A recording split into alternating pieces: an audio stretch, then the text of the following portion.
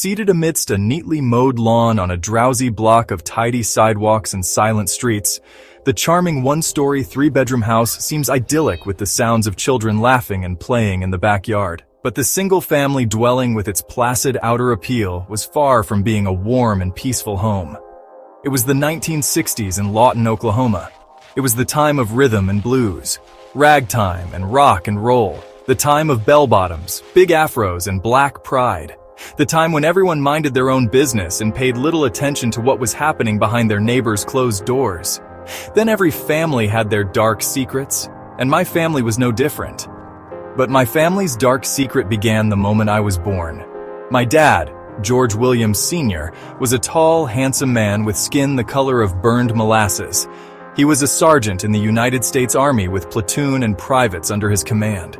His easy smile and quick wit were merely weapons to disarm the unwary. They were shields to hide the darkness of his soul.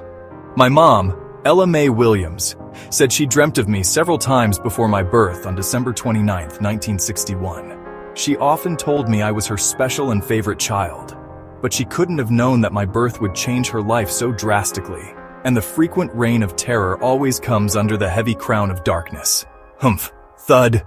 Startled, I jump at the sudden sound of something falling hard onto the floor. My gaze follows the disarray of scattered cushions, broken decorations, and splintered vase on the floor to the center of the room, where I watch with alarm as my dad roughly hauls his wife to her feet.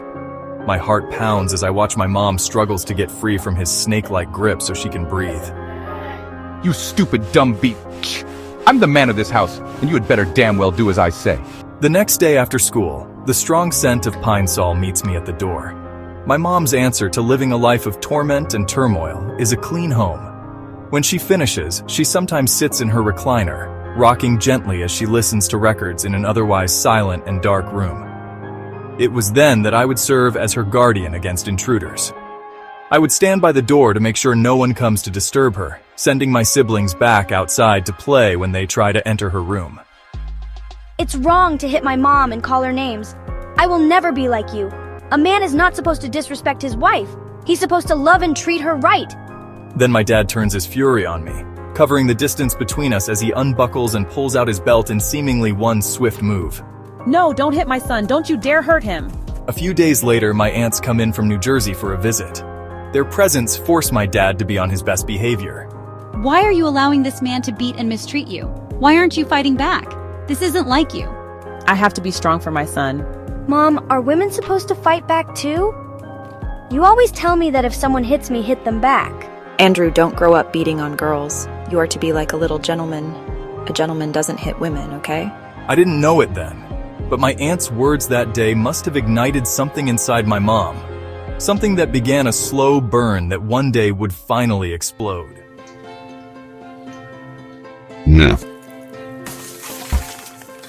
It was a couple of years later, and we are all busy preparing to leave the United States for an army base in Germany. No, I don't want to go to Germany. I'm afraid of getting on the plane. Everything will be all right. You will be safe. If you don't stop your crying, I'm going to get my belt and give you both something to cry about. This is all your damn fault why these kids are crying and don't want to go to Germany. You spoil them too damn much. They stare out the window, hungrily drinking in the familiar sights of their hometown as the scenery drifts away.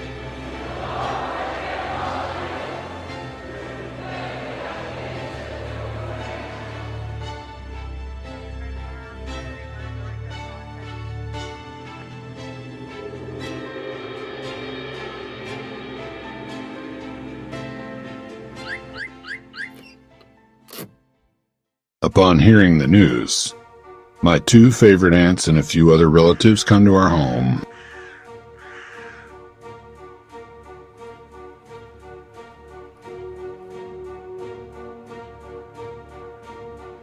And together they make arrangements for my sisters to stay in the United States while the rest of the family goes to Germany. I'm in the army, and I have to be in Germany. The girls can stay with one of your sisters till we come back to the States. They ended up moving to South Carolina with one of my mom's sisters and her family. It would be a long time before I see my two sisters again. Still, my dad blames their absence from our lives on my mom. We moved into a 2-story single-family house among the other military families on the army base. Then one night my dad slams my mom against the wall with so much force, it shakes the house and wakes their children. Andrew, take your brothers and sister back to their room. After glancing at both of my parents, I guide my sobbing siblings back to their bedrooms. Weeks later, something inside my mom changed. Suddenly, a loud, horrified scream fills the whole house. Quickly exiting my room to see what's happening, I stop near the middle of the stairs and stare at the chaos waiting below. This is the last time you'll put your damn hands on me. You better run, and you better not bring your black ass back in this house either. Mom, are you alright? Yes, Andrew, I'm alright. Now go back upstairs to your room. Why? Hours later, my dad returns to the house with 2 military police officers. I understand you've been beating up on your wife. The next time an MP comes to your residence because you hit your wife, you will be discharged from the army and arrested. Do you understand? Yes, sir. But the war between my mom and dad was far from over. I'm Andrew, and this is the story of how I learned to stand alone in a world that didn't understand me. It was the 1970s, and violence was everywhere, especially in schools. I was naturally skilled in martial arts, taking down dozens at a time. But this day was different.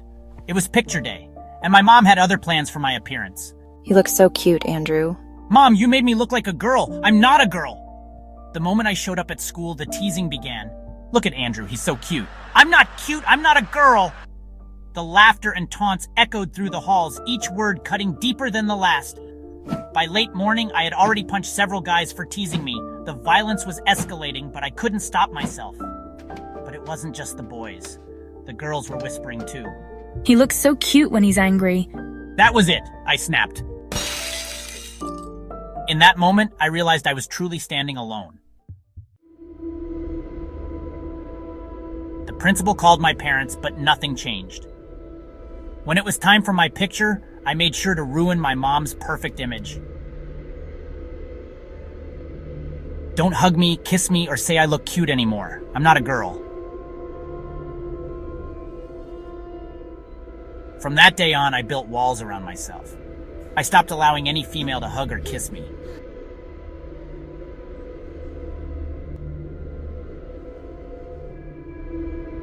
Years passed, and the rift between me and my family grew wider.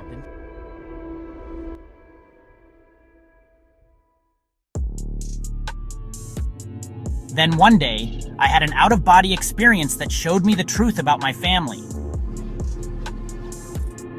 Let's jump Andrew. This isn't right. This is our brother. I know your plan. Try it, and I'll put you all in the hospital. I confronted them, and that was the day I truly became alone.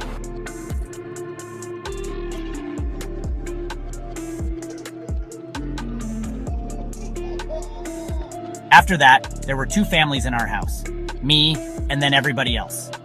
This is my story of survival, of protecting my identity in a world that tried to shape me into something I wasn't.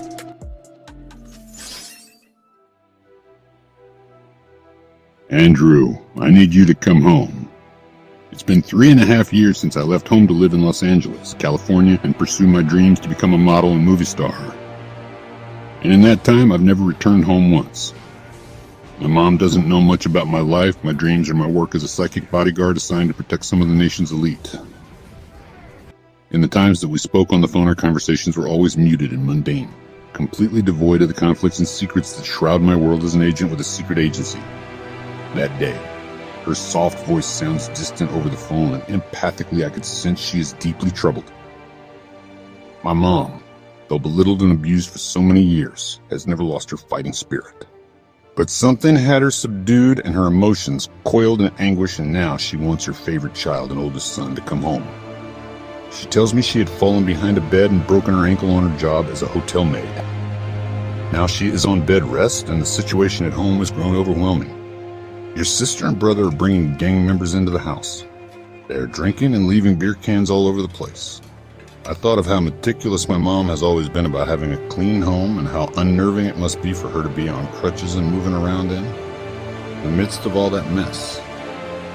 In the past, whenever anyone asked how she was doing, her bruised body, bruised lip, and black eyes were all masked and summed up in one word: fine. Her suffering had revealed itself in another way, her tireless obsession with having a clean home. But now on crutches, that avenue of escape has been denied her. She wants me to return to Columbia, South Carolina to take care of her. Just for a little while, she says. Just until I'm healed. For some time now, I've been looking for a chance to leave the secret agency, a criminal enterprise that creates child assassins and that is immersed in criminal activities, cover-ups and corruption. It's the perfect opportunity to quit the agency and start over, and a day later I tell my clients, including a high-profile judge and his daughter, about my departure from the agency. And 3 years after moving to California, I leave, giving up my dreams of being a model and a movie star to go home and take care of my mom. If you weren't so clumsy, maybe you wouldn't have fallen on the job and broke your damn ankle. Now you're hopping around here on crutches like a damn fool. Hello, Andrew. How are you? I'm fine, Mom.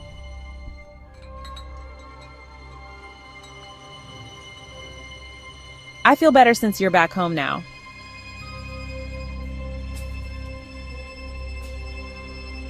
They are your sister, Jezebel's friends. They are always over here drinking and smoking. It's all right, Mom. I'm home now. What do you want me to do? We weren't raised to be so undisciplined and disrespectful in our parents' home. Our parents never allowed us to drink alcohol, especially not in their home. You should know better than to bring alcohol in our parents' home. We were never raised to be like this. Make us leave. This is based on my mom's decision. She doesn't want you here and I'm telling you to leave. If you don't like it, we can take it to the streets. Don't think my son don't know how to fight. He's good in that karate stuff. You like to talk tough and show off how bad you guys are. I'd like to see you try and jump on my son. Either you can both walk out of here or I can put you out. And don't think my dad can stop me because my dad is afraid of me. He knows that not even he can stop me. We'll just leave, but we better not catch you in the street. Well, I'm out here in the street now. What do you want to do? You aren't welcome here anymore. If you want to come and visit my sister and brother, you're going to have to do it outside. But you're not welcome in my parents' home. If you have a problem with that, you can take it up with me anytime you want. But you're not coming back in my parents' house. You have no business talking to my friends like that. Who is Andrew? He's not the one paying the bills. I am. I'm the man of this house. You all right, Mom? Yeah, I'm all right now.